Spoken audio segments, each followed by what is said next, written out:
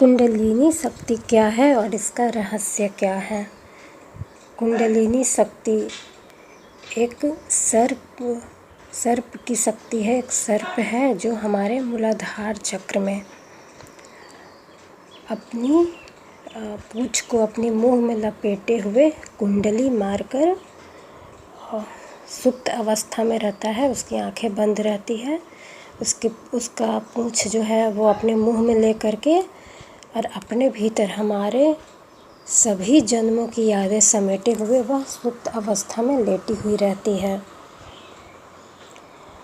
और जब हम ध्यान साधना करते हैं, जब हम नाम जप करते हैं, मंत्र जप करते हैं, तो जब बहुत ज़्यादा इस तरह की साधना करते हैं तब हमारे द्वारा जप किए गए मंत्र की शक्ति या ध्यान साधना की शक्ति द्वारा उस सर्प पर चोट पड़ती है, जिससे वह अपने पूंछ को अपने मुंह से उगल देती है और फिर धीरे धीरे अपनी आँखें खोलती है।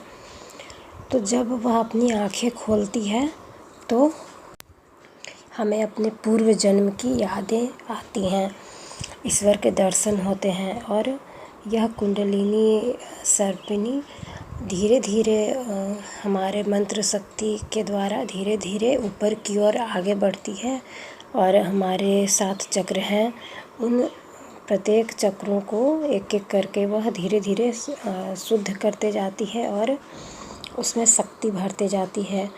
और यह इस तरह से यह सभी चक्रों को भेद कर सहस्त्रार चक्र तक हमारे सिर के ऊपरी भाग में स्थित सहस्त्रार चक्र तक पहुंचती है।